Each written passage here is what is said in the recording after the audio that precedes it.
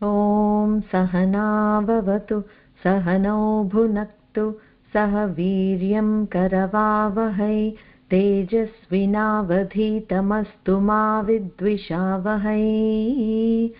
ॐ शान्तिः शान्तिः शान्तिः। हरिः ॐ श्रीगुरुभ्यो नमः। हरिः ॐ। ॐ श्रीमात्रे नमः। మనము లాస్ట్ సెషన్లో ఏం చెప్పుకున్నాము అనంటే భవానీ భావనాగమ్య నామాల నుంచి మొదలు పెట్టుకుని శాతోదరి శాంతిమతి వరకు ఉన్న నామాల్లో శాంభవి విద్యని చూసి ఈ దోషాలు ఏ దోషాలు అన్ని నిర్మూలిస్తుంది అమ్మవారు అనేది చాలా డీటెయిల్డ్గా తెలుసుకుంటూ వస్తున్నాము. ఇప్పుడు ఈ సెషన్లో మనం మొదలు పెట్టబోయే నామము నిస్తుల నీలచికుర నిరపాయ నిరత్యయ దుర్లభ దుర్గమా దుర్గా దుఃఖహంత్రి సుఖప్రద దుష్టదూర దురాచార శమని దోషవర్జిత సర్వజ్ఞ సాంద్ర కరుణ సమానాధిక వర్జిత. 15 నామాలు మనకి భవానీ విద్యని సూచిస్తున్నాయి. సో మనం ఇక్కడి నుంచి ఇవాళ భవానీ విద్యని స్టార్ట్ చేద్దాం. నిస్తుల అనేది ఇవాళ ఫస్ట్ నామము. 3 అక్షరాల నామము.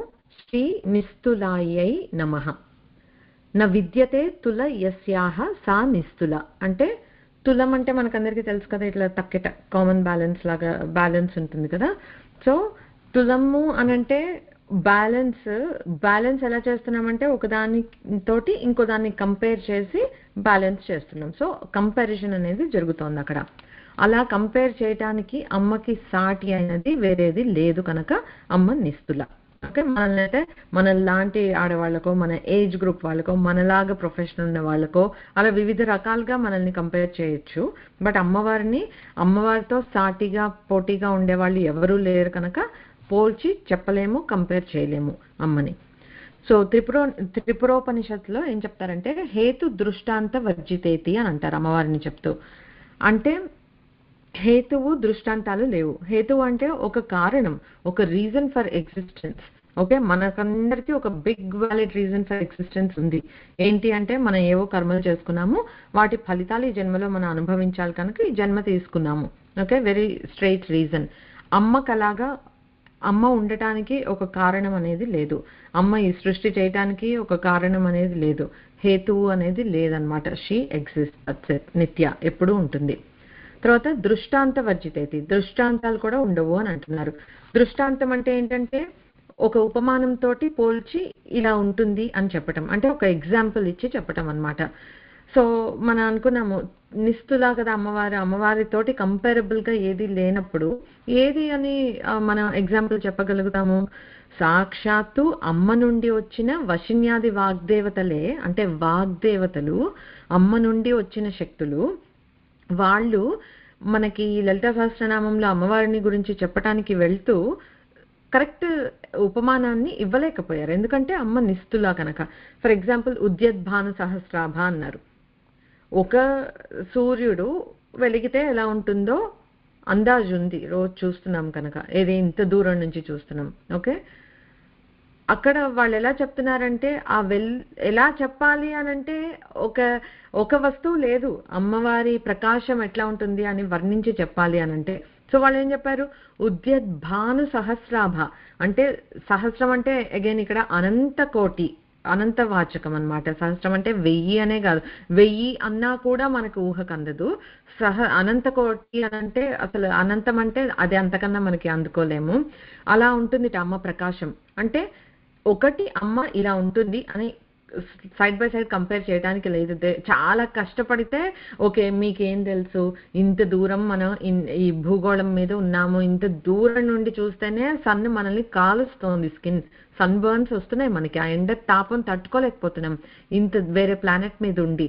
అలాంటి ఒక సన్ని కంటి వైపు ఎంతసేపు చూడగలుగుతాం మనం? హాఫ్ సెకండ్ చూస్తే బ్లైండ్ అయిపోతాం మనం, అంత బ్రైట్నెస్.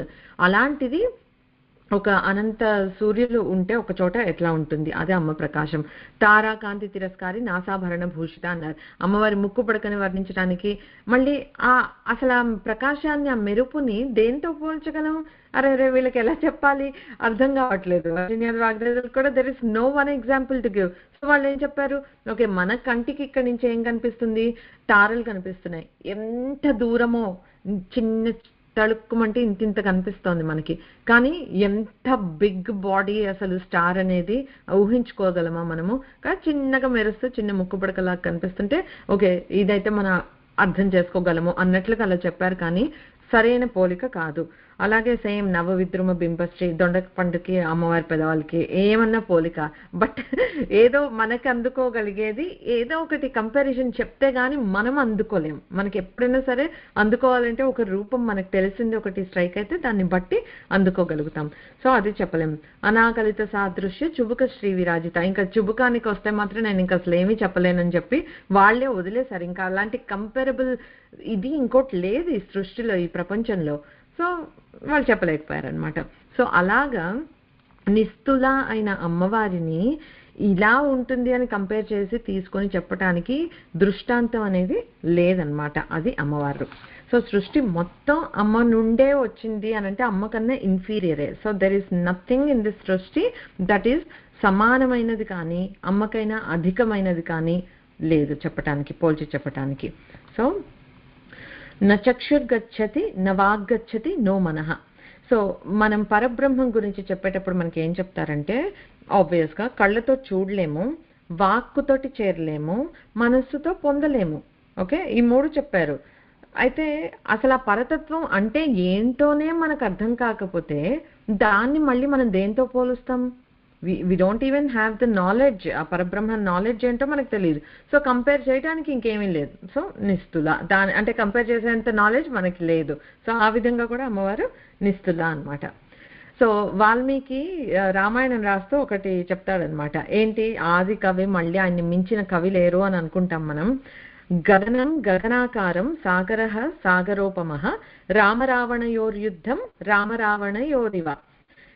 అంటే ఒక్కొక్కటి డిస్క్రైబ్ చెయ్యాలి అని అంటే దానికి సాటి అయినది ఇంకోటి లేకపోతే కష్టం. ఎంతటి మహామహులకి వశిన్యాది వాగ్దేవతలకి వల్ల కాలేదు, ఇక్కడ వాల్మీకి కావట్లే. ఆయన ఏం చెప్తున్నారంటే గగనం ఎలా ఉంటుందని ఏం ఎక్స్ప్లెయిన్ చేస్తాను, ఆకాశం ఎంత విశాలంగా ఉంటుంది అనేది చెప్పటానికి అంత విశాలమైన వస్తువు ఏముంది, ఇంకా ఏమీ లేదు. లైక్ అనంతంలాగా కనిపిస్తుంది మనకి, ఎక్కడికి వెళ్ళినా ఆకాశం అనేది ఉంటుంది. దాన్ని నేను పోల్చి చెప్పాలి అంటే దేంతో పోల్చగలను? సో చెప్పలేం. గగనం గగనాకారం, గగనం గగనంలానే ఉంటుంది, దానికి వేరే పోలిక నేను చెప్పలేను అని అన్నారు. సాగరః సాగరోపమః. సాగరం అంటే ఒక పెద్ద ఓషన్ తీసుకున్నాము, దాని డెప్త్ ఏంటి, దాని విడ్త్ ఏంటి అసలు చెప్పటం ఎంత కష్టం. దాన్ని ఇంకో పోల్చి చెప్పటానికి అలాంటి వస్తువు ఇంకేముంది సృష్టిలో? ఏది లేదు. It's very hard to tell. ఒక ఓషన్ ది డెప్త్ విడ్త్ చెప్పాలి అని అంటే కంపేరబుల్ గా ఇంకోటి లేదు. సో సాగరాన్ని సాగరంతోనే కంపేర్ చేసి ఈ సాగరం కన్నా ఆ సాగరం పెద్దదా, ఆ సాగరం కన్నా ఈ సాగరం పెద్దదా అనుకోవడం తప్పిస్తే అలాంటి వస్తువు సృష్టిలో వేరొకటి లేదు. సిమిలర్లీ రామ రావణయోర్ యుద్ధం రామ రావణయోరివ.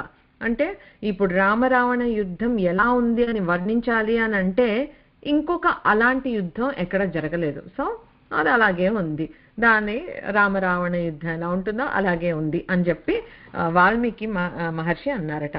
సో అలాగా కంపేరబుల్ గా చేయటానికి వేరే ఏది లేనిది ఏదైతే ఉందో అదే పరబ్రహ్మం అనమాట. సో అది నిస్తుల నామానికి అది అర్థం. నీల చికుర అనేది నెక్స్ట్ నామము. ఇది 5 అక్షరాల నామము. శ్రీ నీల చికురాయే నమః. నీలః చికురాః యస్యాః సా. మీనింగ్ నిరుక్తి. చికురములు అంటే ముంగురులు, అంటే అమ్మ జుట్టు వెంట్రుకలు.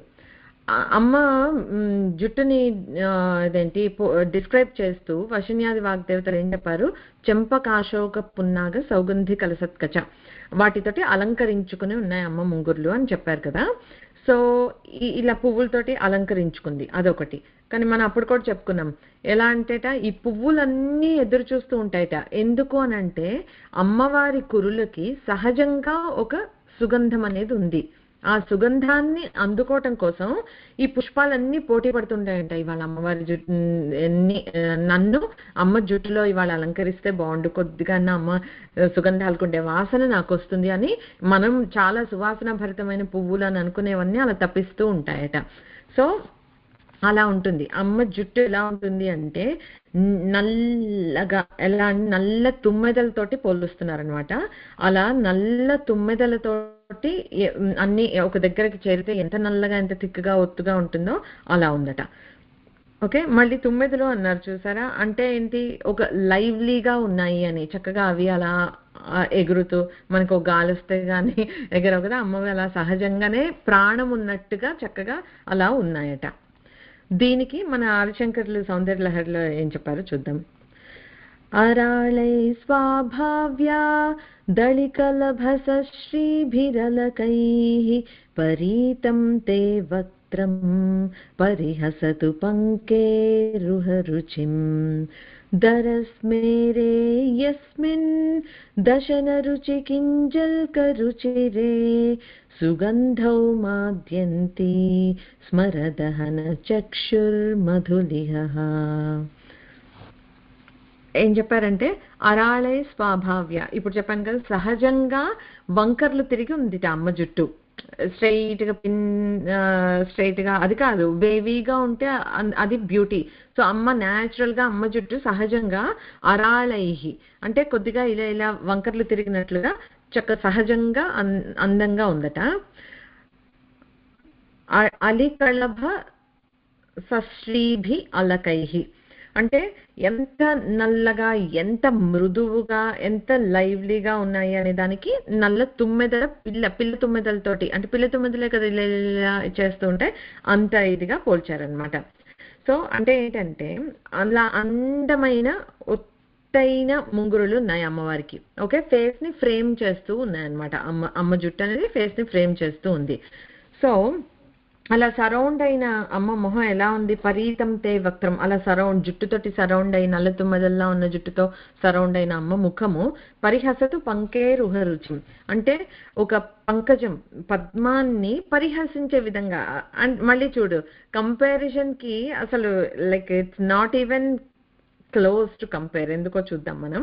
బట్ ఆ పద్మాలకి పరిహసించేటట్టుగా అంటే ఇన్సల్ట్ చేసేటట్లుగా ఉంది, అంటే ఎందుకు పనికి రాకుండా ఉన్నట్లు అలా ఉందన్నమాట. అలా ఏం చెప్పారు, పద్మం లాంటి అమ్మ ముఖంలో అమ్మ చిరునవ్వు, ఆ మధ్యలో పువ్వు మధ్యలో కేసరాలు ఎలా అయితే ఉంటాయి కదా అలాగా అమ్మ చిరునవ్వు, పద్మం లాంటి ముఖంలో చిరునవ్వు ఆ కేసరాలలాగా ఇదవుతున్నాయట. సో అమ్మ వెంట్రుకలకి సహజ సుగంధం ఉందని చెప్పుకున్నాం కదా, అప్పుడు ఏమంటే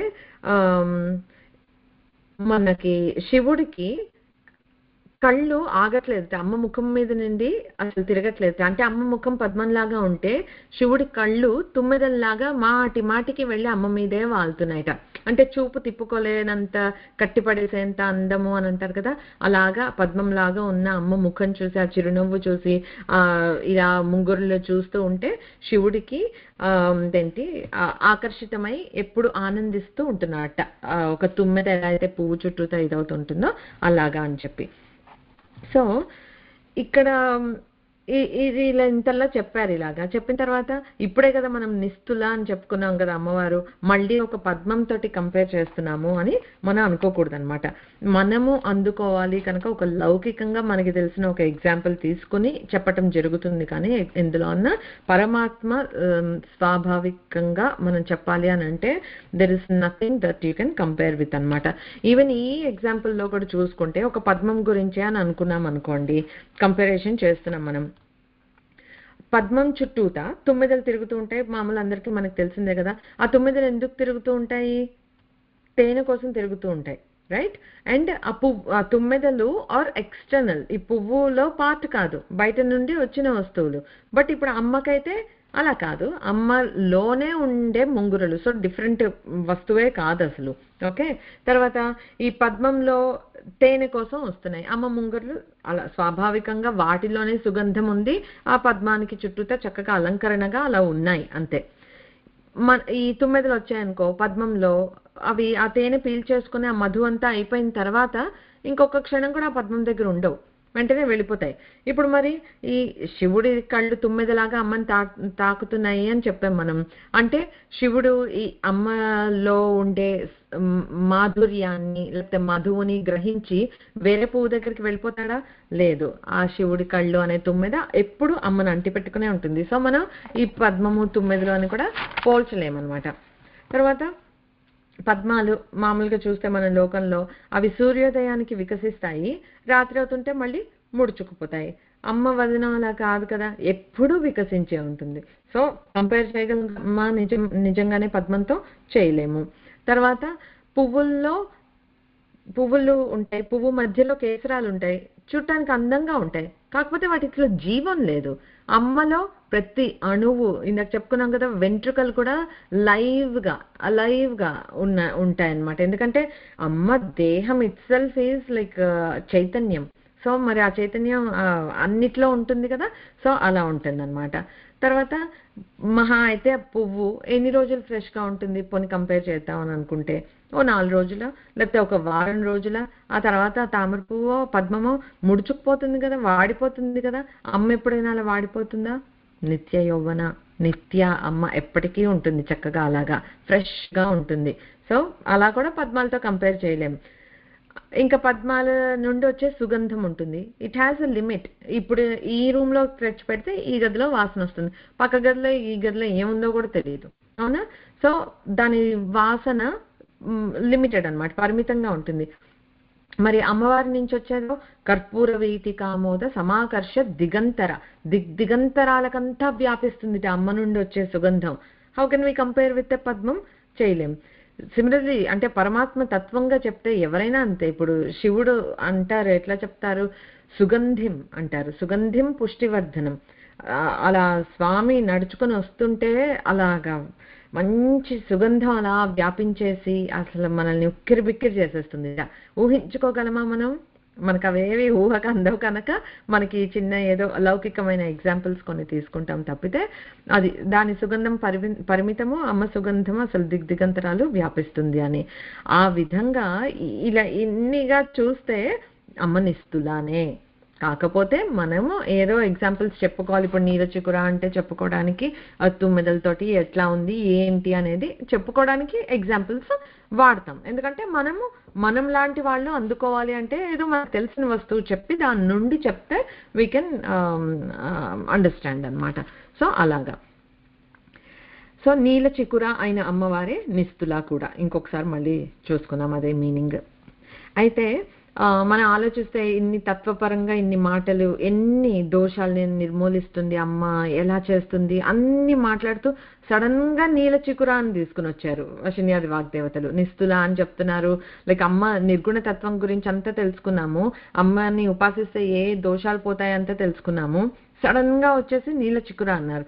అంటే ఎందుకు అలాగా? మనకి అంటే మధ్య మధ్యలో ఒక ఫ్లాష్ లాగా మనకి మనసు అటు ఇటు వెళ్ళిపోతూ ఉంటుంది. ఇప్పుడు నిస్తులా పట్టుకోలేము, అమ్మని కంపేర్ చేయడానికి ఏమీ లేదు అని అంటే hard for us to hold on. అందుకని మధ్య మధ్యలో మనకు ఒకసారి అమ్మవారి దర్శనం ఇస్తూ ఉంటారనమాట ఇలాంటి నామాల్లో. అది ఒక రీజన్. ఇంకో రీజన్ ఏంటి అని అంటే కొంచెం అబ్రప్ట్ గా అవుట్ ఆఫ్ కాంటెక్స్ట్ గా అనిపించేస్తుంది మనకి. బట్ దానికి ఒక అంటే వన్ రీజన్ ఈస్ లైక్ మనకు సాకార రూపాన్ని ఒకసారి మళ్ళీ స్పృశించటం మన కోసం. తర్వాత రెండో మీనింగ్ ఏంటి అని అంటే నీలచికుర అంటే ఇంకొక మీనింగ్ ఏంటి అంటే నీలం అనేది కలర్ అసోసియేటెడ్ విత్ ఆజ్ఞాచక్రం. ఓకే, ఇక్కడ అంటే మనం ఒక కుండల్ని యోగ సాధన చేస్తే ఒక్కొక్క చక్రంలో ఒక్కొక్క దళాలు, ఒక్కొక్క పువ్వు ఉంటుంది, దానికి ఎన్ని దళాలు ఉంటాయి, ఏ రంగు కనిపిస్తుంది లాంటిదంతా ఉంది. మనం ఇంకా ఫ్యూచర్ లో రాబోతున్న నామాలన్నీ తప్పకుండా అప్పుడు డీటెయిల్డ్ గా చెప్పుకుందాము. బట్ ఇక్కడ చెప్పేది ఏంటంటే ఆజ్ఞా చక్రంలో నీలకాంతి ప్రకాశం ఉంటుంది అని అంటారు.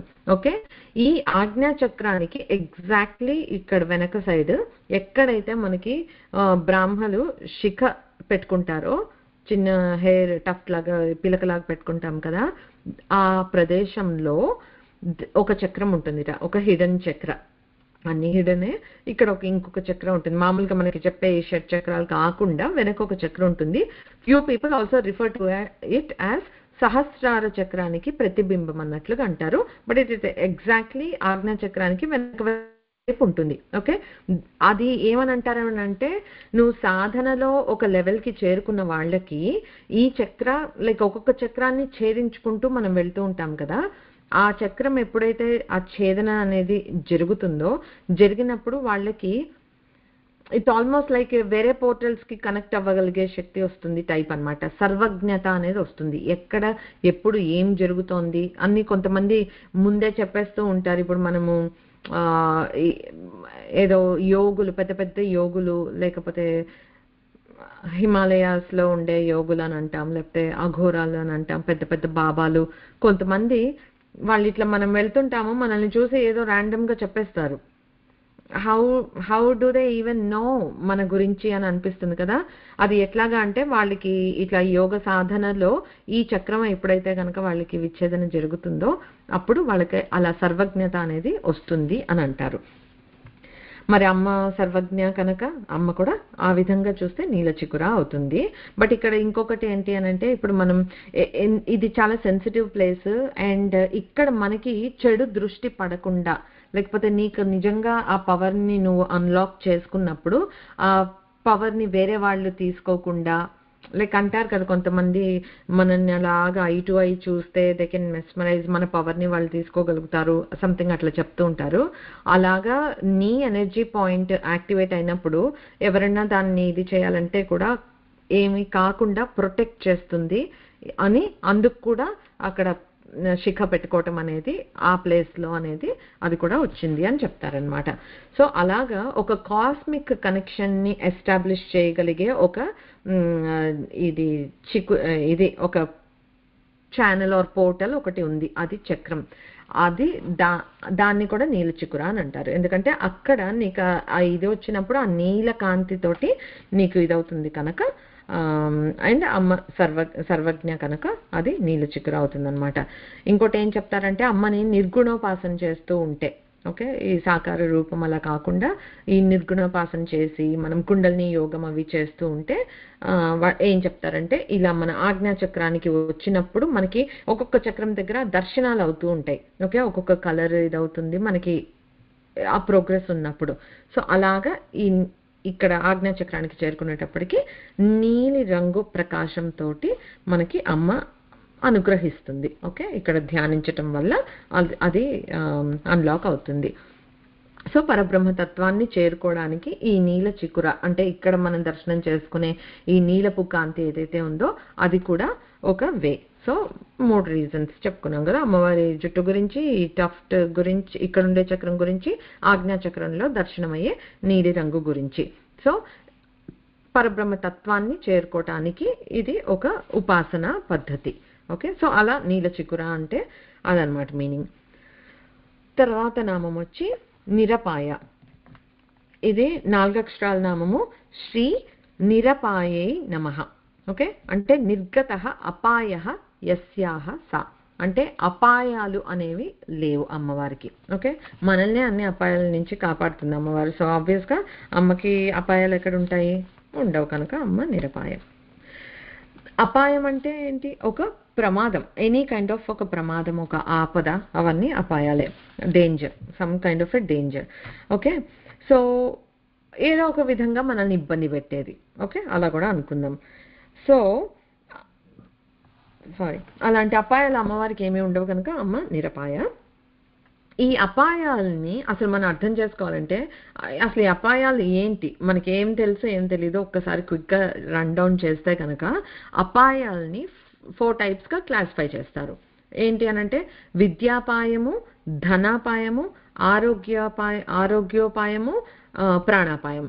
సో వీటిట్లో మనం కొంచెం ఫెమిలియర్ టర్మ్ ఎక్కువ వాడేది ప్రాణాపాయ స్థితి. ప్రాణాపాయం అనేది వాడటం విన్నాం, కానీ ధనాపాయము విద్యాపాయము ఎప్పుడు వినలేదు కనుక let's try to understand what it means అనమాట.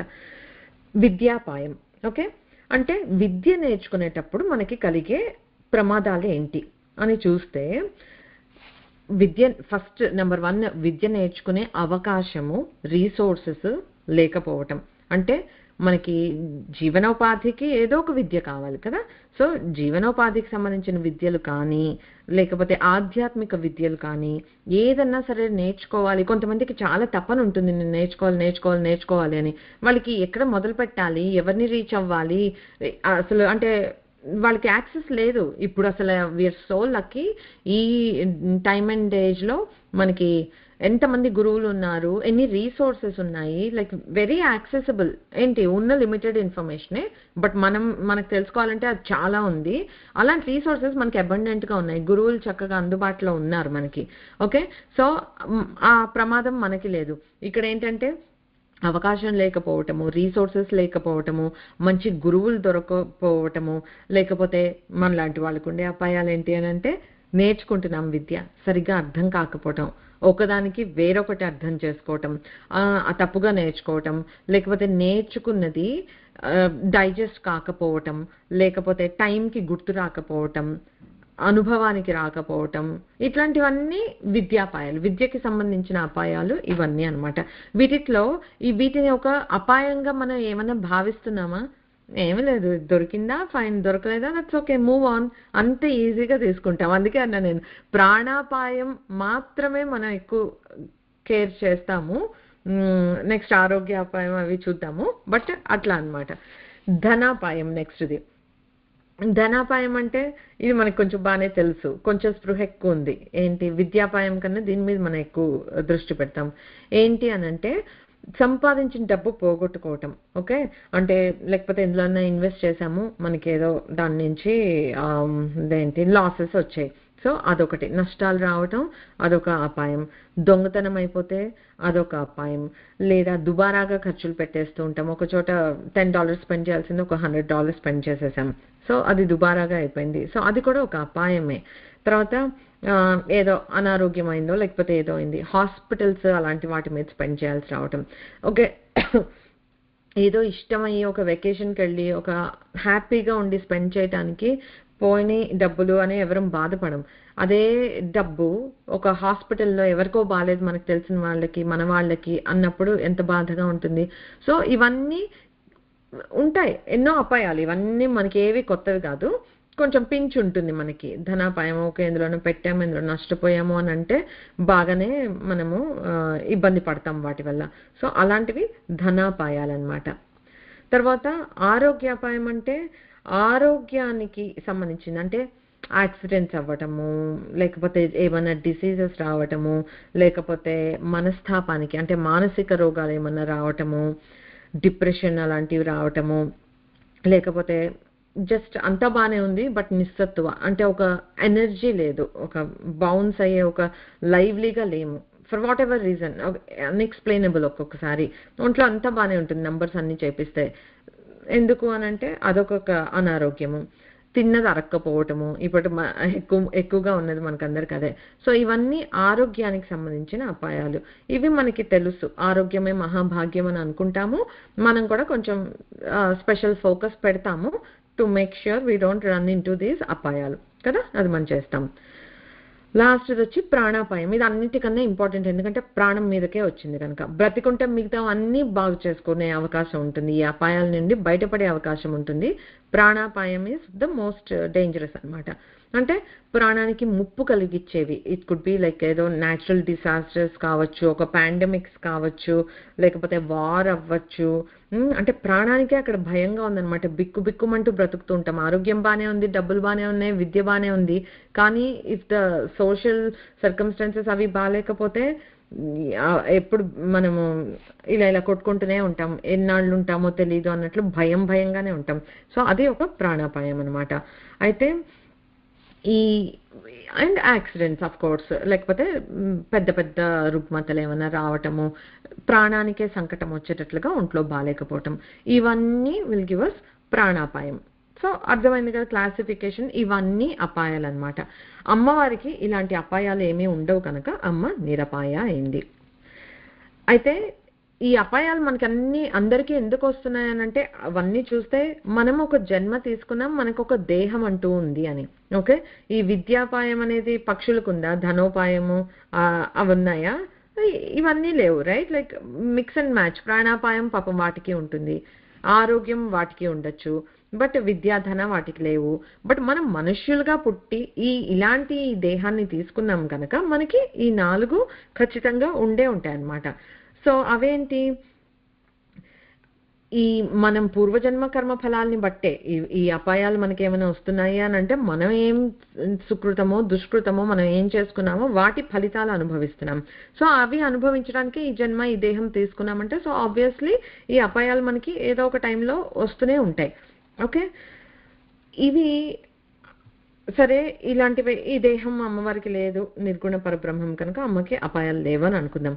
బట్ ఒక డీప్ గా మనం ఒక్కసారి పాజ్ చేసి ఆలోచిస్తే కనుక ఇవి మనం అపాయాలని క్లాసిఫై చేస్తున్నాము అని అనుకుంటే మనకి ఈ 4 కేటగిరీస్ గా తట్టాయి. ఏవో ఇవి చేసాం. కొన్ని యూజువల్గా ఏమవుతుంది అని అంటే మనము ఎక్నాలెడ్జ్ చేసి, మనం చూసి అనుభవించి ఎక్నాలెడ్జ్ చేసి, అంటే మనకి తెలిస్తే దాన్ని అపాయం అంటున్నాం. అసలు తెలియకుండా త్రుటిలో తప్పిపోయిన ప్రమాదాలు ఎన్నో. అది కొంతమందికి త్రుటిలో తప్పామనేది తెలుస్తుంది, లైక్ అంటే వి వర్ జస్ట్ దేర్ ఒక 1 minute అగో లేకపోతే 10 minutes అగో మేము అక్కడ ఉన్నాము, మేము ఇటు వచ్చేసాము, పెద్ద బిల్డింగ్ కూలిపోయి అక్కడ ఉన్న వాళ్ళందరూ చచ్చిపోయారు, something news like that. Like మొన్న ఫ్లైట్ ఎగ్జాంపుల్ అయింది. మొన్న వెళ్ళి ఎయిర్ ఇండియా ఫ్లైట్ లో బోర్డ్ అవ్వకుండా తప్పించుకున్న వాళ్ళు ఉన్నారు, ఒకళ్ళిద్దరు ఉన్నారు. టైం లేట్ అయిపోయిందని చెప్పేసి నా దిల్ బి వెరీ థ్యాంక్ఫుల్ లేట్ అయ్యామో, ఎందుకంటే నేను కూడా ఫ్లైట్ లో ఉండేవాడిని. So there is an acknowledgement of the missed ప్రమాదం. ఇతర ప్రమాదాలు అయితే అందరికీ ఆబ్వియస్ గా తెలుస్తుంది, మనకే అనుభవానికి వస్తే. మిస్ అయినవి కొన్ని స్పృహ మనకు ఉంటుంది, కొన్ని కాదు, ఐ వుడ్ సే ఎన్నో ప్రమాదాలు మన వరకు వచ్చి తప్పిపోయినవి ఎన్నుంటాయో మనకు అసలు అది తెలియని కూడా తెలియదు. అసలు అది ప్రమాదం అని ముందు మనం పసిగట్టి అవి మనం తప్పిందా అని అనుకుంటే అప్పుడు మనకేమైనా తెలిసినట్లు అవుతుంది. సో మనం ఏం చేయాలి అని అంటే డిఫాల్ట్ తెలిసే ప్రమాదాలు కొన్ని, తెలియక ప్రమాదాలు కొన్ని. మనము ఎక్కడికన్నా బయటకు వెళ్ళి ఇంటికి సేఫ్గా రీచ్ అయ్యామన్నా, రాత్రిపూట పడుకొని హాయిగా పక్క రోజు పొద్దున్న లేచాము, ఒక రోజంతా హాయిగా సేఫ్గా గడిచింది, ఆరోగ్యంగా ఉన్నాము అని అంటే we have to make a habit that every night we acknowledge that పరమాత్మకి నీ దయ లేకపోతే ఏం జరిగి ఉండేదో, ఏదైనా జరిగి ఉండొచ్చు, రైట్? లైక్ ఏదైనా జరిగి ఉండొచ్చు, ఎందుకంటే accidents can happen just like this. కానీ ఏమీ కాకుండా నాకు ఇంకొక సక్సెస్ఫుల్ డేని ఇచ్చావు. Okay, how productively we use to పక్కన పెడితే బ్రతికుంటే ఏమన్నా చేసుకుంటాం, రైట్? సో సహీ సలామత్ చక్కగా మనల్ని ఉంచింది కనుక అమ్మవారికి ఆ ఎక్నాలెడ్జ్ చేయటము, అమ్మ దయని, అమ్మ రక్షణని. ఎందుకంటే రక్షణ కనిపించే చేయట అమ్మవారు ఎన్నో విధాలుగా చేస్తుంది. అంటే మనం కానీ ఆ థాట్ మీద రిఫ్లెక్ట్ అయితే తప్పిన ప్రమాదాలని చూసుకుంటే, లేకపోతే మన పక్కనే ఉండే వాళ్ళకి ఏదో ఒక పెద్ద ప్రమాదం వస్తుంది, it could have been you, right? మీకు జరిగి ఉండొచ్చు, మీ ఇంట్లో జరిగి ఉండొచ్చు, అది మనకు జరగలేదు అని అంటే అమ్మ మనల్ని రక్షించిందనే అర్థం. సో అలా అమ్మ దయని రక్షణని నిరంతరం తలుచుకుంటూ చక్కగా ఎక్నాలెడ్జ్ చేసి థ్యాంక్ఫుల్గా ఉండటం అనేది మనం ఒక డైలీ ప్రాక్టీస్ లాగా చేసుకుంటే మనకి అంటే ఒక అమ్మవారికి ఒక థ్యాంక్స్ చెప్పుకుంటాం అనమాట. సో చెప్పుకుంటే ఏమవుతుంది అని అంటే ఆ అపాయాలు మనకి రాకుండా అమ్మ రక్షణ కంటిన్యూ అవుతూ ఉంటుంది అనమాట.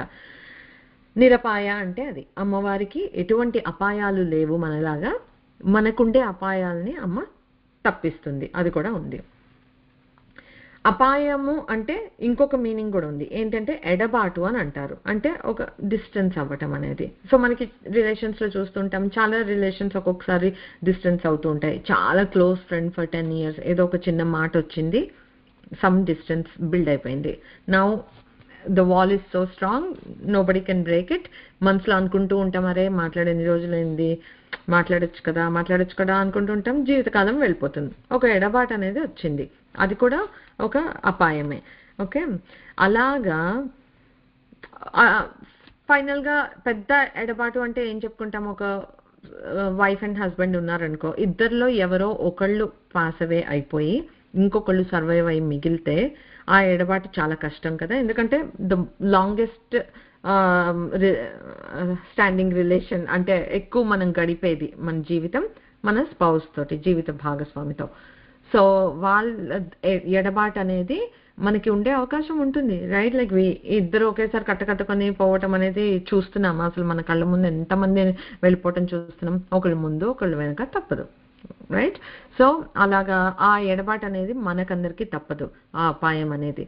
వేరాస్ అమ్మవారు అర్ధనారీశ్వరు తత్వం. సో శివుడిలో సగభాగం అయినప్పుడు అమ్మవారికి ఇంకా ఎడబాటు అనే మాట ఎక్కడుంటుంది? అందుకు కూడా అమ్మవారు నిరపాయ అన్నమాట. అలాగే సిమిలర్గా మనము ఇట్లా మనకైతే ఒకళ్ళు చనిపోయారు ముందు వెనక అని ఉంటుంది, అమ్మవారికి అసలు నిత్య సుమంగళి అమ్మవారు. విషాన్ని మింగినా కూడా ఏమీ కాలేదు శివుడికి. సో శివుడికి నాశనం అనేది లేదు, అమ్మ సర్వమంగళ సుమంగళి, నిత్య సుమంగళి అమ్మవారు. సో ఆ విధంగా కూడా చూసుకున్న అమ్మవారికి ఎడబాటు అనేది ఎప్పుడూ లేదనమాట. అందుకని అమ్మ నిరపాయ, అదొక మీనింగ్. సో మనము ఇప్పుడు అపాయాలు అని మనం చెప్పుకున్నాం, కొన్ని మనకి తెలుస్తాయి, కొన్ని మనకి తెలియవు. ఈ కేటగరైజేషన్లో 4 అపాయాలు ఉన్నాయి, ఇంకా ఎన్ని ఉన్నాయో మనకి తెలియదు. ఓకే, సో మనం ఏం చేయాలి?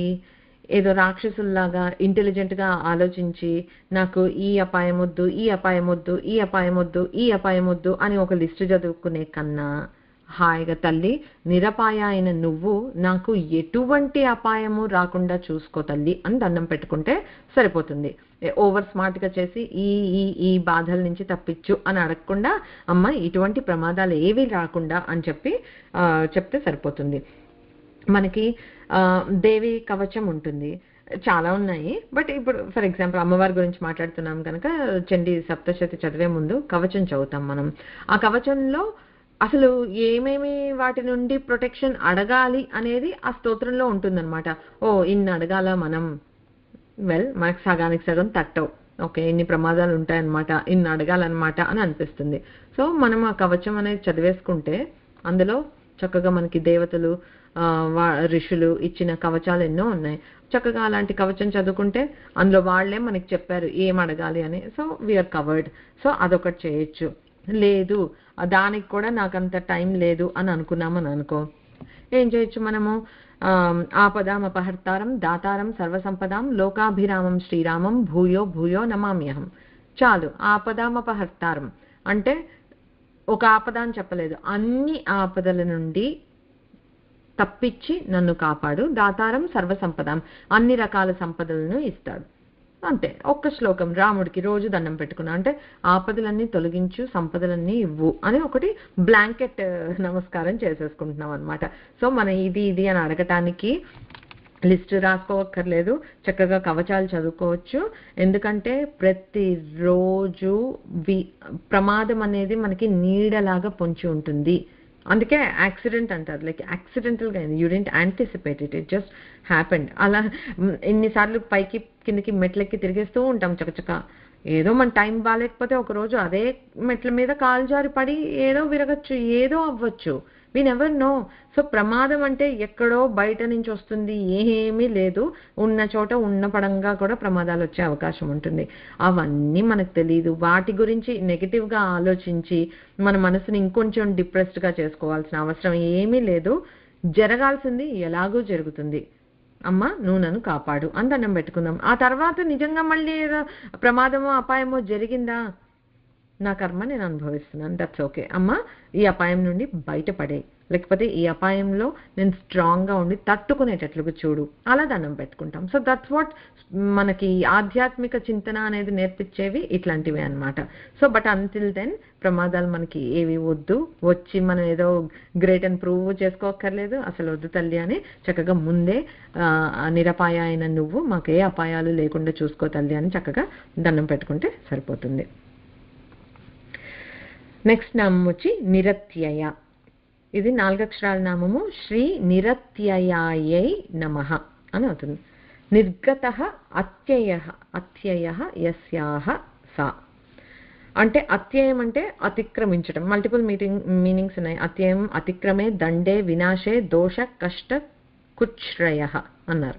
అంటే లిమిట్స్ క్రాస్ చేయటము, దండించటము, నాశనం చేయటము, తప్పు నేరము, కష్టము అంటే శారీరక మానసిక పీడ, కృచ్ఛయం అంటే ఒక గండము లేకపోతే కఠినమైన ఏదైనా ఒక సిచ్యుయేషన్. సో ఇలాంటివేవి అమ్మవారికి లేవు కనుక అమ్మ నిరత్యయ. ఓకే, ఈ అత్యయం అంటే అతిక్రమించటం అనేది మెయిన్ ఒక మీనింగ్గా తీసుకున్నాము అనంటే అమ్మవారిని అతిక్రమించేది ఏది లేదు, ఎవరు లేరు, పీరియడ్. ఇంకా అందులో మళ్ళీ ఇది లేదనమాట. అమ్మ కంట్రోల్ ఎలా ఉంటుంది అనంటే ఈ సృష్టిని కంట్రోల్ చేస్తుంది అమ్మ. ఓకే, భీషాస్మాద్ వాతః భీషోదేతి సూర్యః భీషాస్మాత్ అగ్నిశ్చేంద్రశ్చ మృత్యుర్ధావతి పంచమ ఇతి. అంటే ఏం చెప్తున్నారంటే ఈ సృష్టిలో ఉండే మనకి మెయిన్ ఏంటి, ఈ పంచభూతాలు, ఈ న్యాచురల్ సోర్సెస్ ఏవైతే ఉన్నాయో లైఫ్ మనుగడకి కావాల్సినవి, అవన్నీ అమ్మవారి నియమాలకి అతిక్రమించకుండా బిహేవ్ చేస్తున్నాయి. భయం, ఒక రకమైన భయంతో. ఆ భయం పట్లనే, పరమాత్మ పట్ల భయం పట్లనే వాయువు వీస్తోందట. లేకపోతే ఇవాళ నేను సెలవు పెడుతున్నాను అని ఏ రోజున వాయువు వీచకుండా ఉంటే అవుతుందా? అవ్వదు కదా. సో అది ఆ పరమాత్మ మీద భయపడి వాయువు కంటిన్యూస్గా వీస్తూనే ఉందట. ఆ భయంతోటే సూర్యుడు ప్రతిరోజు ఉదయిస్తున్నాడు, ఇంతింత మనకి సన్లైట్ని ఇస్తున్నాడు, రీసోర్స్ని. ఓకే, భీషాస్మాత్ అగ్నిశ్చేంద్రశ్చ, అగ్ని దహిస్తున్నాడన్నా, ఇంద్రుడు వర్షాలు కురిపిస్తున్నాడన్నా కూడా ఆ నియమాలు, ఆ ప్రకృతి నియమాలని అనుసరించి చేస్తున్నారు. మృత్యుర్ధావతి పంచమైతి అంటే 5వ వాడైన మృత్యువు కూడా టైం వచ్చినప్పుడు అదేంటి ప్రాణాలని తీసుకుని వెళ్ళిపోవడం, దాంట్లో మళ్ళీ అతిక్రమించడం కాదు. వీడెవడో నాకు పూజ చేశాడు కనుక వీడిని ఎక్కువ రోజులు బ్రతకనిస్తాను, వీళ్ళు నాకు పూజ చేయలేదు కనుక వీళ్ళని ముందే తీసుకెళ్ళిపోతాను. దేనికన్నా పర్ఫెక్ట్ టైం ఉంది, ఆ టైం వచ్చినప్పుడే నువ్వు చేసి తీరాల్సిందే, అగైన్ స్కిప్ చేయడానికి అవకాశం లేదు. సో అతిక్రమించటం అనేది అమ్మవారిని ఎవ్వరూ చేయలేరు కనుక అమ్మ నిరత్యయ అని అనబడుతోందన్నమాట. సో ఓకే, అమ్మవారు పెట్టిన నియమాల్ని ఎవ్వరూ అతిక్రమించరు. Okay, understood. బికాస్ అమ్మవారు శ్రీ మహారాజ్ఞి అంటే she is the ruling one, right? Like ఒక రూలర్ ఏదైనా ఒక రూల్ పెట్టారు అని అంటే అది అందరూ పాటించి తీరాల్సిందే. సో ఎవరు అతిక్రమించరు. ఓకే, అయితే అమ్మవారు కూడా అతిక్రమించదు. ఒక విషయం మనం ఇక్కడ ఈ సందర్భంలో అది కూడా చెప్పుకోవాలి. ఏంటి అనంటే మన కర్మఫలాల్ని మనకి ఇవ్వటం. అమ్మ ఈశ్వరుడు ఎప్పుడు కర్మఫల ప్రదాత, అంటే మనం చేసుకున్న కర్మల ఫలితాలనే మనకి ఇస్తున్నాడు తప్పితే వీళ్ళు నాకు ఇష్టం కనుక వీళ్ళకి తక్కువ కష్టాలు, వాళ్ళంటే ఇష్టం లేదు కనుక ఎక్కువ కష్టాలు, అలా చేయటం లేదు. దాంట్లో అమ్మవారు కూడా ఇంటర్ఫియర్ కాదు. అది ఒక నియమం. కర్మ సైకిల్ ఇట్ సెల్ఫ్ అదొక పెద్ద నియమం. అమ్మవారు కూడా దాన్ని అతిక్రమించకుండా, ఓకే, అతిక్రమించకుండా she setting an example for everybody else to follow. అతిక్రమించకుండా రూల్స్ ఎలా ఉండాలంటే ముందు ఒక లీడర్ లాగా లీడ్ బై ఎగ్జాంపుల్ లాగా అలా చేస్తుంది అనమాట అమ్మవారు. సో ఇప్పుడు మరి ఇంకెందుకు అమ్మవారు మన కష్టాలని తొలగించదు, నా కర్మల్ని తప్పించదు అన్నప్పుడు ఎందుకు అమ్మకి పూజ చేయటం అని మనం అనుకోకుండా ఉంటామని అనుకుంటున్నాను. ఎందుకంటే అది మన కర్మఫలాన్ని మనం అనుభవించాలి, రైట్? ఆ అనుభవించేటప్పుడు ఏడ్చుకుంటూ అనుభవిస్తున్నామా, లేకపోతే ఈ జ్ఞానంతో నేను ఎప్పుడో చేసుకున్న దానికి ఇప్పుడు అనుభవిస్తున్నాను, సో ఐ యాక్సెప్ట్ ఇట్ అని అనుభవిస్తున్నామా, లేకపోతే ఒక కర్మ ఫలాన్ని మనం అనుభవించేటప్పుడు మన థాట్ ప్రాసెస్ ఎలా ఉంది? Same incident if it's bound to happen, it will happen. 2 things చేయగలుగుతుంది అమ్మ. ఒకటి, వీలైతే అంటే మనం ఇనఫ్ పుణ్యాల్ని, సో దట్ ఇవి కొంచెం తగ్గించగలిగేంత పుణ్యాన్ని మనం మూటగట్టుకుని ఉంటే, ఇవాళ నాకు ఒక యాక్సిడెంట్ జరిగి బ్లడ్ రావాలి అని రాసిపెట్టి ఉంటే, అది ఏదో చిన్న యాక్సిడెంట్, లైక్ పిన్నిస్ గుచ్చుకుందో, నైఫ్ కట్ అయిందో, చిన్న బ్లడ్ దర్శనం అయింది, రైట్? సో యాక్సిడెంట్ అయింది, accidentally I cut my finger ఇక్కడ, సో నాకు వచ్చింది బ్లడ్, కర్మ ఫలం జరిగింది. ఇంటెన్సిటీ ఎంత తగ్గించింది? అదే ఒక రోడ్ మీద ఒక యాక్సిడెంట్ అయ్యి బ్లడ్ అయ్యి ఉంటే ఎట్లా ఉండేది సిచ్యుయేషన్, ఇంట్లో ఈ చిన్న కట్ అయ్యి ఉంటే ఎట్లా ఉండేది అలా. సో అదొకటి చేయగలుగుతుంది అమ్మవారు. కర్మఫలాల్ని ఇంటర్ఫియర్ కాదు, లైక్ అంటే తొలగించదు, బట్ మనం చేసుకున్న పుణ్యం వల్లనే మళ్ళీ she can cut down the intensity, number 1. ఇంకోటి ఏంటి అని అంటే, ఓకే, ఆ బాధ కూడా తప్పించుకునేంత పుణ్యం మన దగ్గర ఇప్పుడు లేదు, సో అనుభవిస్తున్నాం. అప్పుడు చక్కగా దైవ చింతన ఎక్కువ ఇస్తుంది. ఆధ్యాత్మికంగా ఇఫ్ వీఆర్ స్టేయింగ్ స్ట్రాంగ్, ఒక పెద్ద కష్టం వస్తే కష్టాన్ని తట్టుకోవటంలో మనకి ఆ విఘ్నత వస్తుంది. సేమ్ కష్టము ఒక అంత దేవుడిని నమ్మని వాళ్ళు లేకపోతే అలా ఉన్నారనుకో, వీక్గా, let's say week and strong, ఆ వీక్గా ఉండేవాళ్ళు ఒక సేమ్ ఇన్సిడెంట్ ఇద్దరికి అయితే వీక్గా ఉండేవాళ్ళు దాన్ని మరీ మనసుకు తీసేసుకొని డిప్రెస్ అయిపోయి లేనిపోని రోగాలు తెచ్చుకొని, అంటే they are adding more to it, right? Whereas స్ట్రాంగ్గా ఉండి స్ట్రాంగ్ విల్డ్గా ఉండే పీపుల్ ఏం చేస్తారు, కష్టం వస్తే నిలదొక్కుని ఓకే అమ్మ నాకు దారి చూపిస్తుంది, అమ్మ నన్ను ముంచేదు, కష్టాలు రావటం అనేది సహజం ఈ జన్మలో, అమ్మ నన్ను ముంచదు, అమ్మని పట్టుకుంటే నేను ఒడ్డున పడి తీరుతాను అనే నమ్మకంతో వాళ్ళు స్ట్రాంగ్గా ఉంటారు. ఇంకొంచెం ఆ కష్టం నుంచి బయటపడటానికి ఎక్కువ కష్టపడతారు, వాళ్ళు చేయాల్సిందంతా వాళ్ళు చేస్తారు. సో రెండు ఇంపార్టెంటే కదా మనకి. ఒకటి వీలైతే ఇంటెన్సిటీ తగ్గించగలుగుతుంది, లేదా రెండు మన స్ట్రెంగ్త్ని పెంచగలుగుతుంది. సో అందువల్ల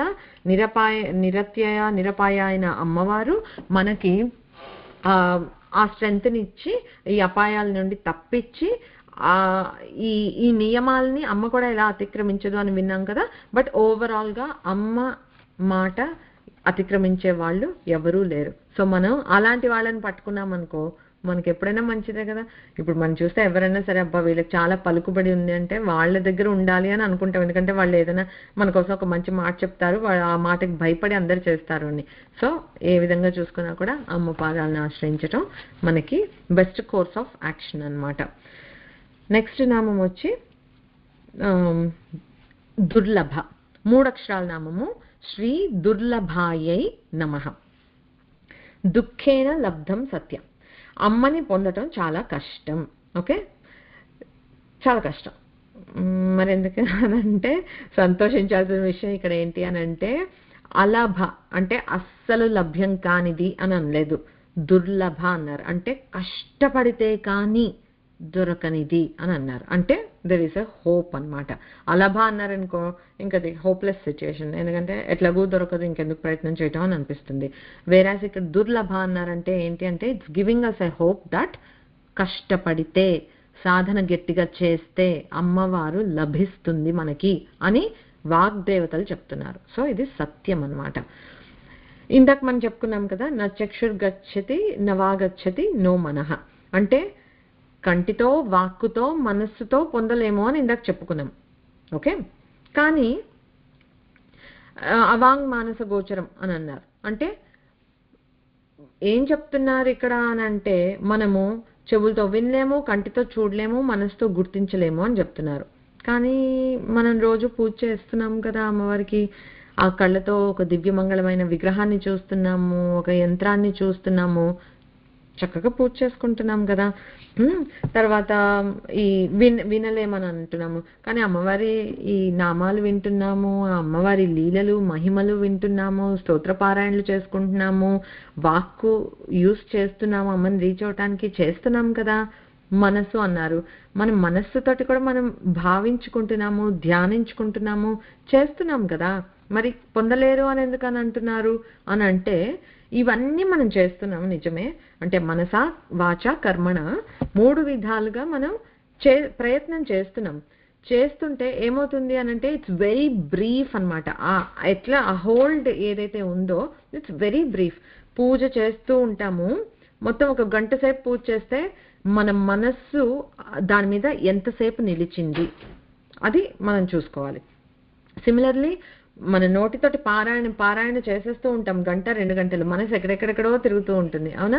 వెరీ బ్రీఫ్లీ మనకి ఎక్కడో కొంచెం నిలుస్తుంది ఒక్క క్షణం, అందుకే అంత చేయాలి మనం, ఎందుకంటే ఎక్కడో ఒక్కొక్క క్షణం అన్నా నిలుస్తుందేమో అని. సో ఆ మనస్సుతోటి మనము పొందుతున్నాం ఒక చిన్న అనుభవం, ఎందుకంటే మనకు కూడా ఒక్కొక్కసారి హృదయం ఇట్లా ఆర్ద్రమైపోతుంది అమ్మవారి గురించి మాట్లాడుతుంటే, కళ్ళు తడిసిపోతున్నాయి, కళ్ళలో ఆనంద బాష్పాలు వచ్చేస్తున్నాయి, ఐఎమ్ వెరీ హ్యాపీ అని ఆ టచ్ అవుతున్నాం. ఆ స్టేట్లో ఎంతసేపు ఉంటున్నాం? Very very very brief, very next second we're out of that. So అందుకు పొందగలగటం కష్టం వీటితోటి అనంటే ఏంటి అనంటే, ఆ స్టేట్లో మనం ఎక్కువసేపు ఉండగలగటం అనేది చాలా కష్టం అన్నమాట. సో అది చాలా బ్రీఫ్గా, చాలా లైట్గా మనం అమ్మవారిని పొందుతున్నాము. అందుకనే దుర్లభ కాదు, it is possible, you know how to get there. సాధన బాగా చేయాలి అన్నమాట. సో ఈ దుర్లభ అనే నామం వల్ల మనకి ఒక చిన్న ధైర్యం చేయొచ్చు అని. దుర్లభం భారతే జన్మ మానుష్యం తత్ర దుర్లభం తత్రాపి దుర్లభం మన్యే వైష్ణవత్వం నృణాం భువి అని చెప్పారు. అంటే ఈ విశాల విశ్వంలో భారతదేశంలో పుట్టడం అంటే కర్మభూమిలో జన్మించటం ఒక సుకృతం. ఓకే, అంటే సుకృతం ప్లస్ దుర్లభం అంటే ఎక్కడైనా పుట్టచ్చు. ఒక సోల్, ఒక బాడీ తీసుకున్నప్పుడు ప్రపంచంలో ఇప్పుడైతే like we move so much away from కర్మభూమి. ఎన్ని భూములన్నా ఉండనివ్వండి, మనం ఇక్కడ ఉన్నాము, ఇది భోగ భూమి మాత్రమే. ఇదే సాధన మనం కర్మభూమిలో చేస్తే అక్కడ వచ్చే బెనిఫిట్స్ ఎక్కువ ఉంటాయి. There is a reason why, అంటే ఒక లెట్స్ సే ఒక కాస్మిక్ కనెక్షన్ కానీ, ఒక మ్యాగ్నెటిజం కానీ, ఒక స్పిరిచువల్గా అవి ఆ ప్లేస్లో ఉన్నాయి. There is no denying that.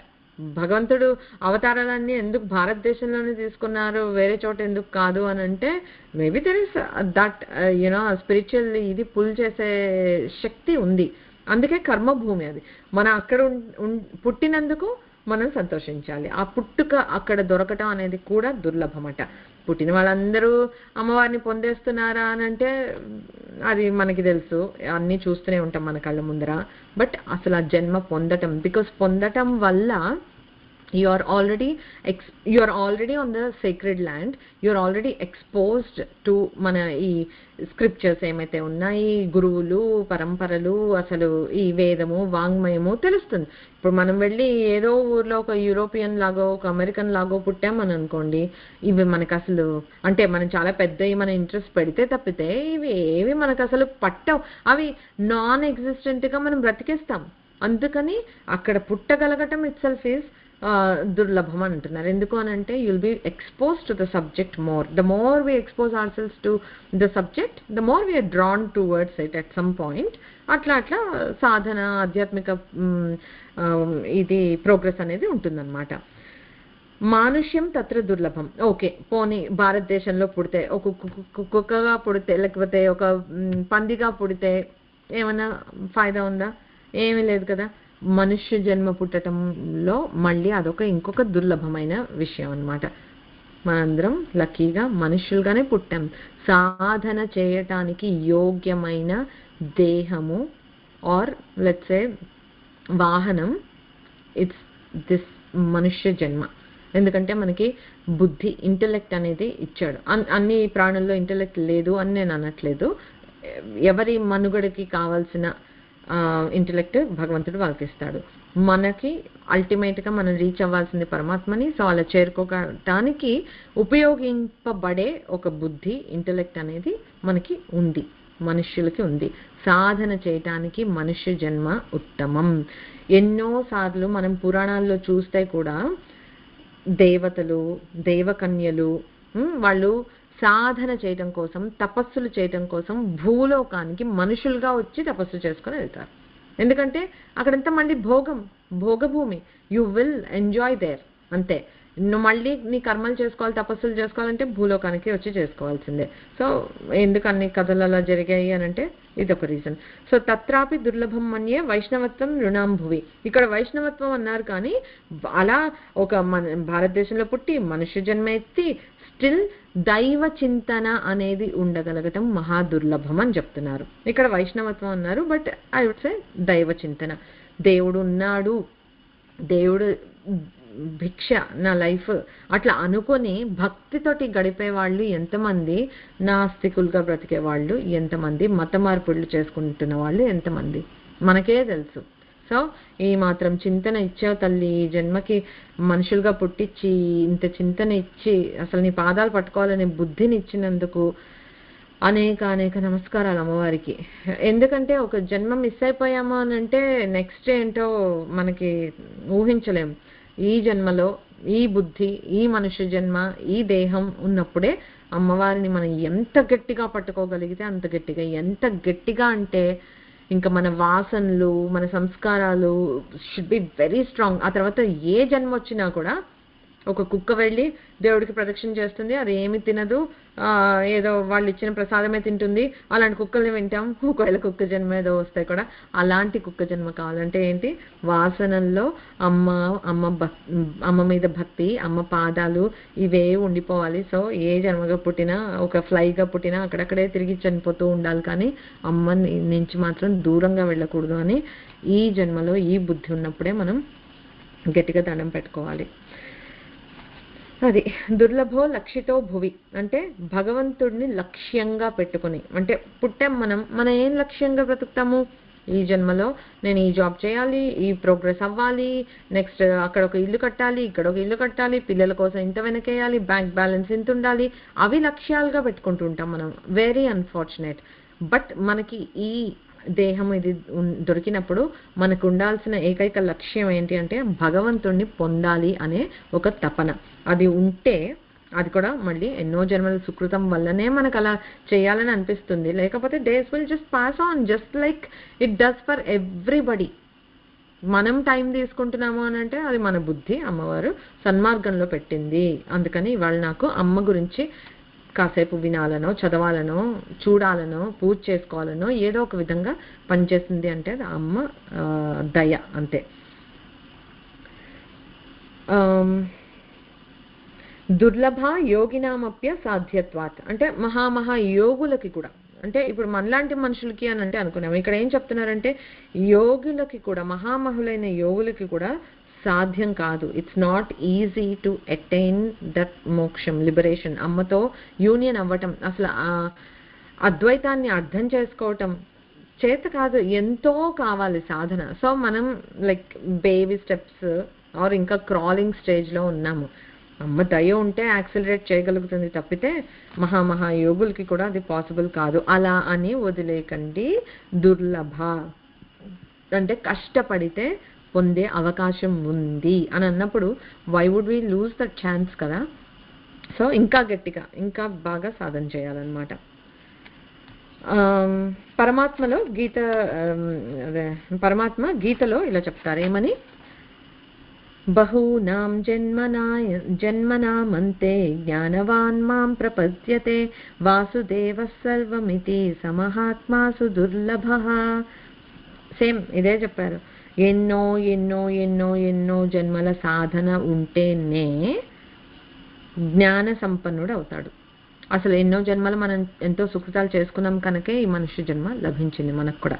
Okay, so అలా అందులో జ్ఞానవాన్, ఈ జ్ఞానము పరమాత్మకి సంబంధించిన జ్ఞానం పొందే వాళ్ళు అందులో కూడా ఎంతో అరుదు అనమాట.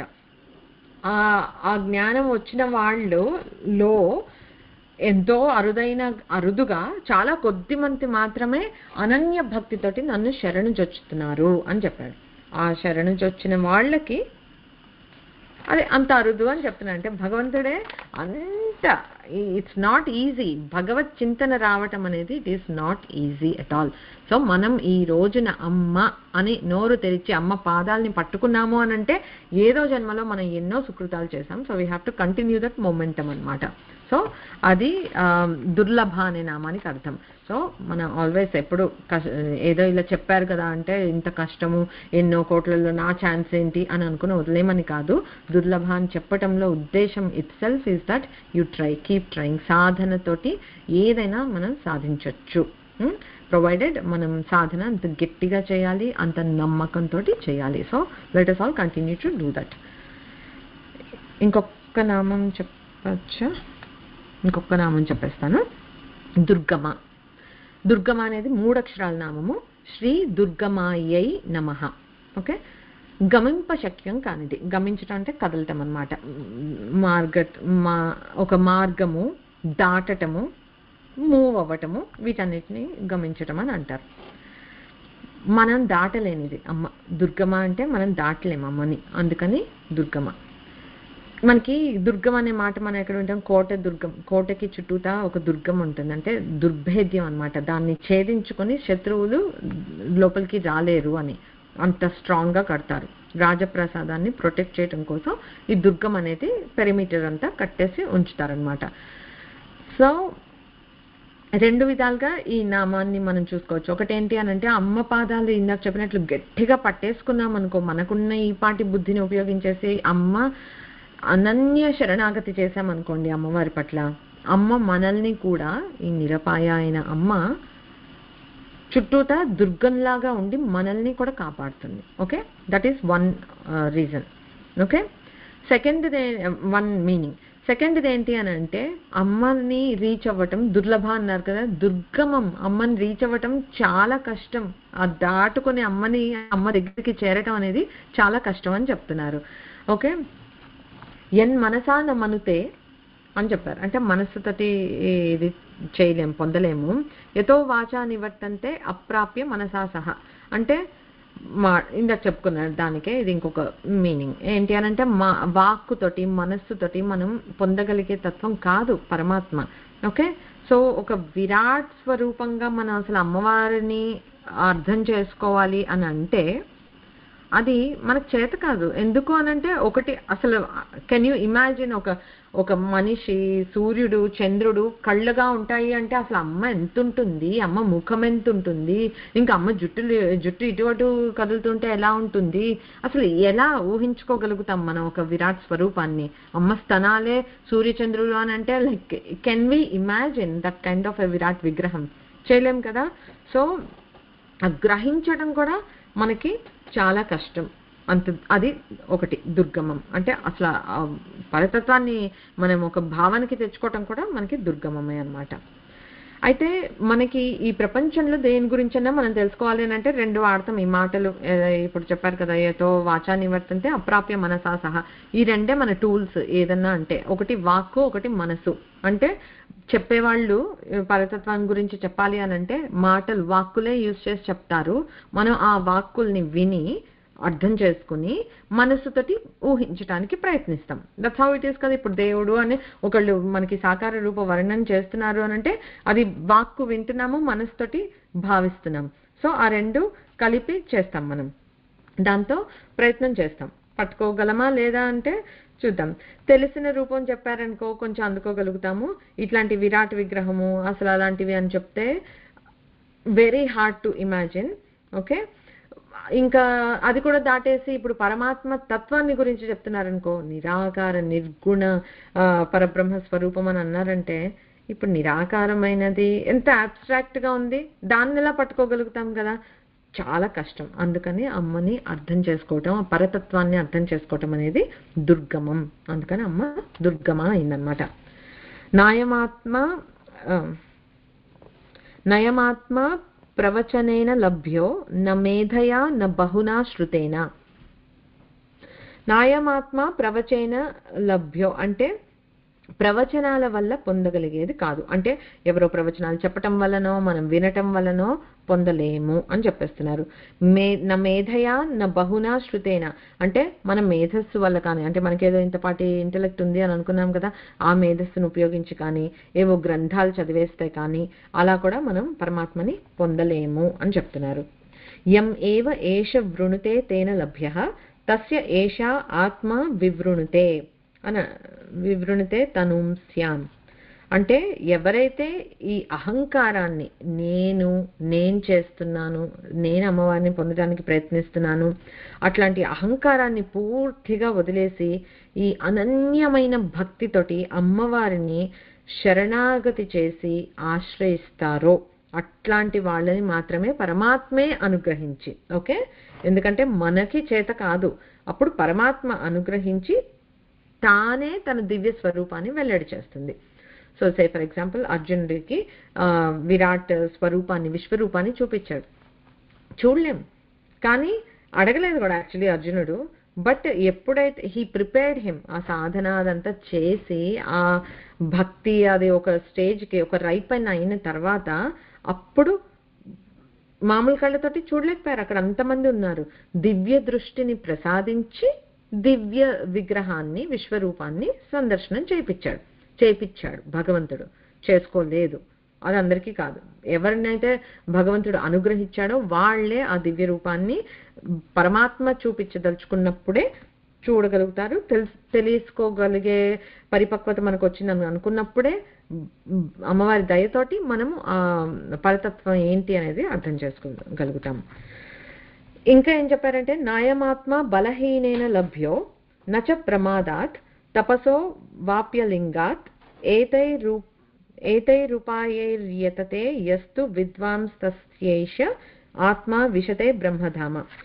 ఇక్కడ ఏం చెప్తున్నారంటే, నాయమాత్మ బలహీనేన లభ్యో, బలహీనులకి ఓకే దొరకదు, మానసికంగా కానీ శారీరకంగా కానీ. So again going back to మనకి వివేకానంద చెప్పినట్లు, మనము యంగ్గా ఉండి మనకి దేహ దారుఢ్యం ఉన్నప్పుడే మనం సాధన అనేది చెయ్యాలి. Spirituality is not for your retirement life, అలా కాదు. మనం ఫుల్ చక్కగా కాన్షియస్గా ఉండి ఎనర్జెటిక్గా ఉండి మన బాడీ ఉన్నప్పుడే మనం సాధన అనేది చేయాలి. సో బలహీనులకి, సో సాధన దుర్లభం అని చెప్పామంటే దానికి చాలా మనం కష్టపడాలి. ఆ చాలా కష్టపడటం మెంటల్గా బలహీనులుగా ఉండే వాళ్ళకి అబ్బాయి ఇన్ని రోజులు చేశాను ఇంకా రాలేదు అని వదిలేస్తారు, ఇట్స్ ఈజీ. ఓకే, లేదు అని అంటే శారీరకంగా దృఢత్వం లేదంటే ఒక కూర్చొని పూజ చేయలేను, ఒక జపం చేయలేను, కాస్త కూర్చొని తిన్నగా వినలేను, ఏమీ చేయలేము. శరీరం సహకరించకపోతే, if you are not in good health, ఎందుకు మనం హెల్త్ ఆరోగ్యం ఏదైనా అయితే అపాయం అన్నాము, ఆరోగ్యానికి ఏదైనా అయితే మనం ఈ పూజ ఇవి కూడా చేయలేము కదా. సో అన్ని బాగుండాలి, బాగున్న వాళ్ళు చేయాలి. సో బలహీనులకి లభ్యం కాదు అని చెప్తున్నారు. తర్వాత నచ ప్రమాదాత్ అంటే, ప్రమాదాత్ అంటే ఇక్కడ అశ్రద్ధగా లేకపోతే దాని మీద పొరపాట్లు చేస్తూ వాల్యూ లేకుండా ఉండే వాళ్ళకి కూడా దొరకదు. చాలా శ్రద్ధగా అరే నా వల్ల ఎటువంటి ఇది జరగకూడదు అని అనుకుంటూ ఎప్పుడూ ఆ వినయంగా మనం చేస్తూ ఉంటే అది correct.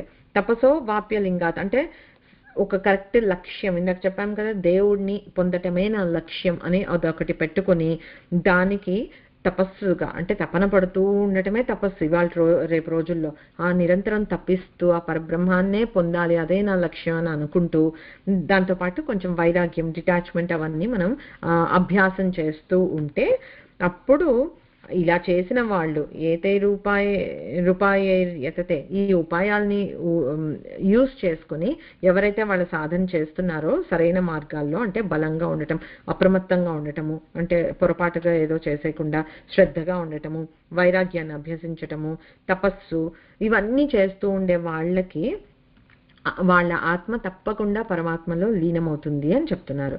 So the reason I want to say is, ఎంత దుర్లభ దుర్గమ అయినా కూడా అమ్మవారు షీ స్టిల్ మన లభిస్తుంది, మనకి మన భక్తికి లభిస్తుంది. ఇంకొకటి భగవద్గీతలో ఒక చిన్న రిఫరెన్స్ ఏముంది అని అంటే తెలిసిందే మీకు కూడా, దైవీ హేషా గుణమయీ మమ మాయా దురత్యయా మామేవ యే ప్రపద్యంతే మాయామేతాం తరంతి తే. అంటే ఏం చెప్పారంటే, ఈ త్రిగుణాలతో కూడిన ఈ మాయ నాదైతే ఏదైతే ఉందో, దేనివల్ల అయితే ఇది చేయటానికి ఉందో, ఇది అతిక్రమించటానికి వీలు లేనిది, నిరత్యయ అయిన ఈ మాయ. కానీ ఏం చెప్తున్నాడు అనంటే, మామేవ ఏ ప్రపద్యంతే, నన్ను మాత్రమే ఎవరైతే శరణు వేడుతారో అనన్య భక్తితోటి, అలాంటి వారికి మాత్రమే నా మాయని సులభంగా దాటగలరు. అంటే దుర్గమమైన పరమాత్మ మాయని దాటుకుని ఎవరు వెళ్తారు అంటే వెరీ సింపుల్, అనన్య భక్తి. Can we not do that? అసలు మనకి ఆ భక్తితోటి తరించిపోవచ్చు. వేరే మనకి అంటే భక్తితో తరించిపోవచ్చు అంటే జ్ఞానదేవ కైవల్యం, చివరికి ఆ జ్ఞానం మనకు వస్తుంది. బట్ ఈజియెస్ట్ పాత్ ఈస్ భక్తి. హాయిగా భగవంతుడు అక్కడ ఉన్నాడు అని అనుకుని నోరారా కీర్తించుకుంటూ మనసారా భావించుకుంటూ చక్కగా మనము భక్తిగా గడపచ్చు కదా. సో అలా అంత భక్తి పెట్టుకుని ఉంటే ఈ మాయలో పడి కొట్టుకుంటూ ఉండకుండా మాయని దాటించగలిగే ఇది శక్తి పరమాత్మకి ఉంది. ఆయన అదే అప్పుడు మనం మాయను దాటుకోగలుగుతాం, పరమాత్మని చేరుకోగలుగుతాం. సో దుర్గమమైన మాయని దాటగలుగుతాం ఎప్పుడు అనంటే ఆ పరమాత్మ దయ మన మీద ఉన్నప్పుడే. సో అనన్య భక్తి, శరణాగతి ఈ రెండు మనం అభ్యాసం చేయాల్సింది. Part of our Sadhana is that అన్నమాట. సో అందుకనే ఏం చెప్పారు అమ్మవారిని భక్త సులభ అని అంటారు. అవునా? అంటే భక్తులకి సులభంగా వశమవుతుంది అని. మరి దుర్లభ అయిన అమ్మవారినే భక్త సులభ అన్నారు అంటే తప్పకుండా there is a way to get to అమ్మవారు. ఆ భక్తి, అంత నిజాయితీ అయిన భక్తి మనకుంటే తప్పకుండా అమ్మవారు లభ్యం అవుతుంది. So we have to keep our hopes up always అన్నమాట. అయితే ఈ నామాన్ని ఇంకో విధంగా కూడా చెప్పారు. దుర్గమ అనకుండా అదుర్గమ అన్నట్లుగా రాశారు. అదుర్గమ అన్నట్లుగా చెప్తే ఏమవుతుంది, ఇట్ బికమ్స్ ద ఆపోజిట్. అంటే వెరీ ఈజీ టు అటెండ్, సులభం అయిపోయింది అమ్మవారిని అటెండ్ చేయడం. దుర్లభ పక్కనే సులభ అన్నట్టుగా చెప్పారు. కొంతమంది అలా అన్వయించారనమాట ఒక్కొక్క పాఠంలో. అయితే ఎట్లా ఈజీగా ఎలా అవుతుంది అని అంటే వాళ్ళు ఏం చెప్పారు, it's very easy to attend అమ్మవారిని. ఈ 3 paths వెరీ క్లియర్లీ, ఫిజికల్ గా పూజ, అర్చన ఇవన్నీ చేయి భక్తితోటి. That is one way of getting. ఆ భక్తి పారవశ్యంతో చేస్తే అది ఫలిస్తుంది. తర్వాత కామకళ రూపంగా అంటే మనం ఒక అంటే బిందువు, త్రికోణము ఇలా అమ్మవారిని అలా భావించి ధ్యానించి ఇచ్చేయటం కామకళ స్వరూప ధ్యానం అవుతుంది. ఓకే. తర్వాత కుండలిని యోగం, ఈ షట్చక్రాలని పాస్ చేసుకుంటూ రావటం. ఈ 3 విధాల్లో ఏ విధంగా మనకి అప్పీల్ అయితే, అందుకే there is no one way. భక్తికి కూడా నవవిధ భక్తులు అని చెప్పారు మనకి. ఏ మార్గం మనకి ఉపాస్యం అయితే, మన సంస్కారాలని బట్టి మనకి ఏది బాగా అనిపిస్తే అది పట్టుకొని తరించిపోవచ్చు అనమాట. సో ఇలాగా ఈ విధంగా ఈ నవవిధ భక్తుల వల్ల కానీ, ఈ 3 మార్గాల వల్ల కానీ అమ్మ అదుర్గమ అయిపోతుంది. అంటే సులభమే అమ్మని పట్టుకోవటం. దుర్లభం ఏంటి అంటే మన మనస్సుని అంత గట్టిగా అమ్మవారి దగ్గర పెట్టడమే కష్టం.